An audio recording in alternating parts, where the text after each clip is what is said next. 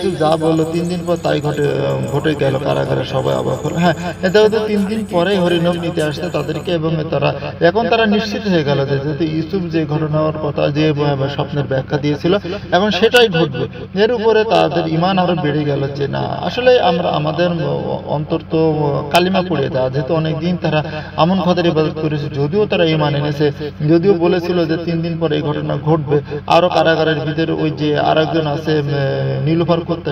আসসালামু আলাইকুম ওয়া রাহমাতুল্লাহি ওয়া বারাকাতুহু। প্রিয় বন্ধুরা, কেমন আছেন সবাই? আশা করছি আপনারা সবাই ভালো আছেন। আল্লাহ পাকের অশেষ রহমতে আমিও ভালো আছি। আপনারা জানেন যে আমার এই চ্যানেলে বর্তমানে ইউসুফ জুলেখার কাহিনীর উপরে পর্ব অনুযায়ী আমরা আলোচনা করছি এবং সেখানে তথ্য সংগ্রহ করে নিয়ে এই টপিকের উপর আলোচনা করছি। আজকে আমরা 45তম পর্বের আলোচনা করব, যদি আল্লাহ তৌফিক দান করেন। 45তম পর্ব আমি দেখেছি এবং সেখান থেকে আপনাদের জন্য 10টি পয়েন্ট তুলে নিয়েছি, তার উপরে আমরা আলোচনা করব ইনশাআল্লাহ। 10 নম্বর পয়েন্টের 1 নম্বর পয়েন্ট ছিল জুলেখা আসলে ইউসুফকে বোঝাতে কারিমামা ইউসুফের সাথে কথা বললো। হ্যাঁ, এটা এখান থেকেই আমাদের 45-44 শেষ হয়েছিল। জুলেখা বলছে যে তুমি কারিমামা, তুমি ইউসুফকে আরো একটু বোঝাই বলো, দেখো ইউসুফ রাজি হয় কিনা। ইউসুফ তো তার খোদার ইবাদত করে এবং তার সে যে সিদ্ধান্ত সে তাকে আগে বলে দিয়েছে, কারিমামা আমি আপনাকে আগেই বলেছি যে জুলেখার এই পাপ কাজে আমি ছাড়া দেব না, আমি এক আল্লাহকে ভয় করি, আমি জুলেখারে সাড়া দিয়ে অনন্তকালীন জাহান্নামে আমি ভুগতে পারবো না, আপনি আমাকে মাফ করে দেন। এই বলে জুলেখা কারিমামাকে আরো ইউসুফ নানা কথা বলে তাকে অপমানিত করে যে আপনি এখান থেকে বেরিয়ে যান, আমি সারা জীবন কারাগারে থাকতে রাজি আছি, কিন্তু জুলেখার কথায় আমি রাজি না। 2 নম্বর পয়েন্ট ছিল কারিমামা বোঝালো, কিন্তু ইউসুফ কিছুতে আল্লাহর উপর থেকে ঈমান নষ্ট করলো না, জুলেখার জন্য দোয়া করলো। ইউসুফ কারিমামাকে বলল, দেখেন আপনি এখান থেকে ফিরে যান, আমি আগেই বলেছি এখনো বলছি আমি এই কাজে রাজি হব না।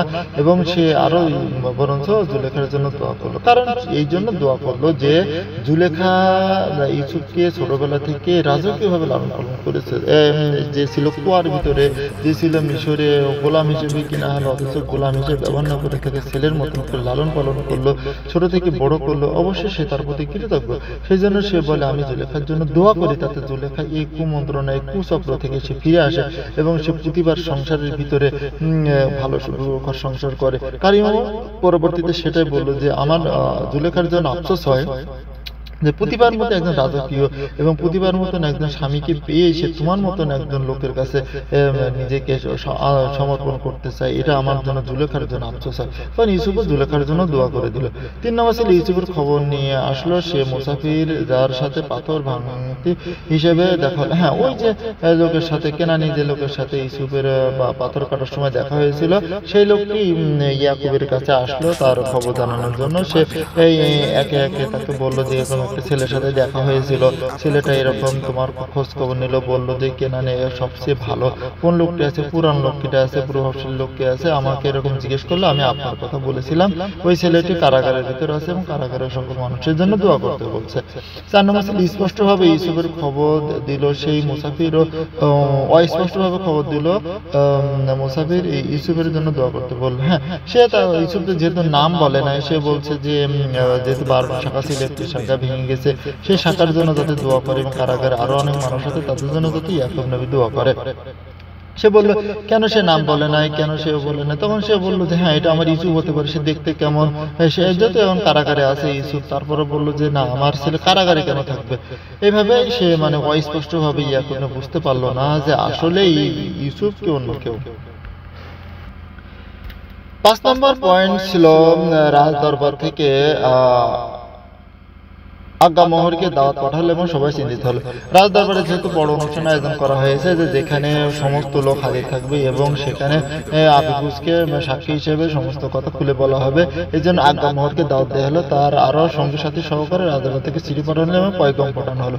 এই কথা শোনার পর রাজ দরবার আরো যারা ছিল, আজ্ঞা মোহরের সাথে আরো যারা ছিল, তারা চিন্তিত হলো যে কারণ কি, কেন আমাদেরকে দাওয়াত দেওয়া হলো হঠাৎ করে, এই মুহূর্তে কেন দাওয়াত দেওয়া হলো, সাথে চতুর্দিকে বিভিন্ন ধরনের একটা ধমধমে অবস্থায় কেন দাওয়াত দেওয়া হলো।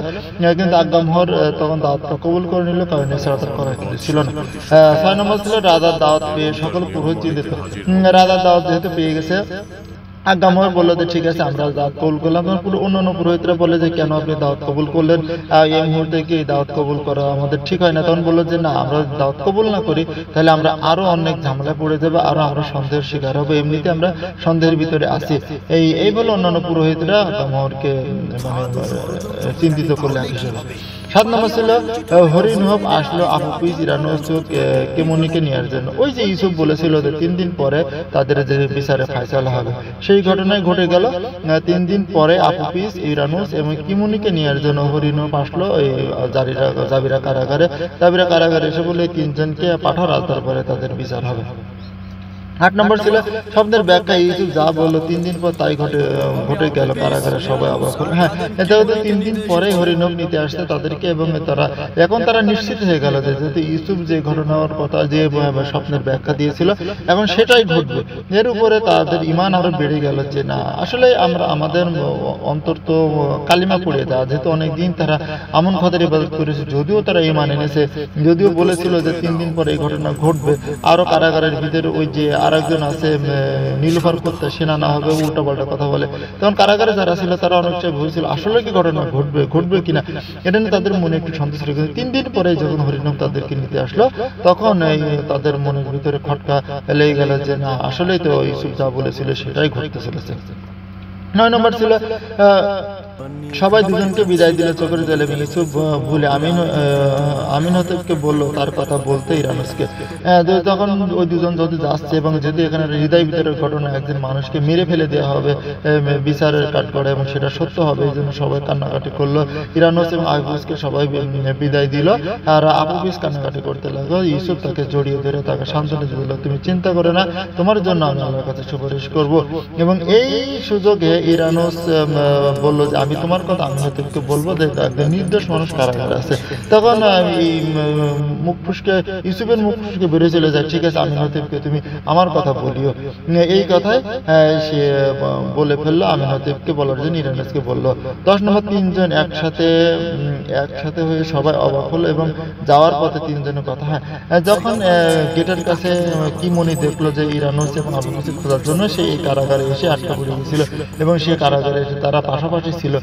তোমাকে বলে আফুপিস তুমি এখানে ছিল। আফুপিসকে তখন আফুপিস এবং ইরানুস অনেক উল্টোপাল্টা কথা বলে কিমনিকে সে বললো যে হ্যাঁ, কেন তোমাকে খবর নেওয়ার কথা ছিল নাকি, আমি তো তোমাদেরকে চিনি না, এরকম একটা ভাব নিল মনে হয় যেন কিমনি তাদেরকে চেনেই না, মানে সে যে একজন অপরাধী সে তাকে অভিনয় করলো।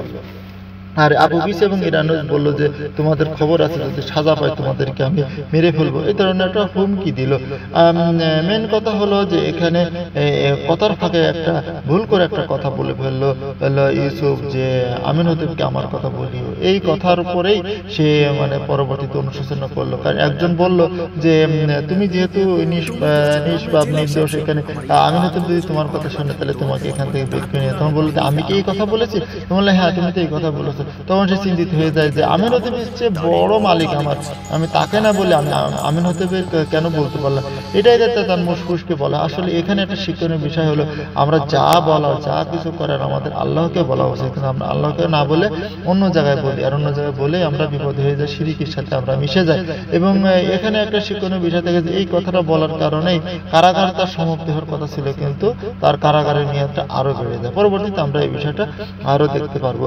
এইভাবে 45তম পর্ব শেষ হয়ে যায়। আগামীতে আমরা আরো আলোচনা করব 45তম পর্বের গুরুত্বপূর্ণ পয়েন্ট নিয়ে আমি আপনাদের সাথে আলোচনা করলাম। পরবর্তী ইসুতুলেকার নিয়ে আমরা আরো অনেক ঘটনা শুনতে পারবো। এখানে 45তম পর্বের সবচেয়ে যে বিষয়টা একটু আঘাত আনলো যে এই ইউসুফের খবর যখন তার আব্বা পেল, কিন্তু অস্পষ্ট ভাবে সবকিছু মেলে, কিন্তু কিছু কিছু অস্পষ্ট হয়ে যেতে নাম বলে নাই, তার বাড়ি কথায় কিছু বলে না। এই জন্য যে লোকটি ইউসুফের খবর নিয়ে আসলো সে লোকটি আর ইয়াকুবের আব্বার ভিতরে ইয়াকুবের সাথে যে কথা হলো সেখানে কিছু অস্পষ্টতা দেখা দিল, এবং কিছু হলো যে ছেলে সম্পর্কে কিছুটা তথ্য পেল। এই জন্য বাবা কিছুটা মনে আত্মতৃপ্তি নিল যে না, আমার ছেলে বেঁচে, যেহেতু সে কথা আগে জেনেছিল। যা 45 পর্ব আমরা এখানে শেষ করছি। পরবর্তীতে আরো দেখা হবে, কথা হবে, অন্যান্য পর্ব নিয়ে আমরা আলোচনা করবো। আসসালামু আলাইকুম ওয়া রাহমাতুল্লাহ।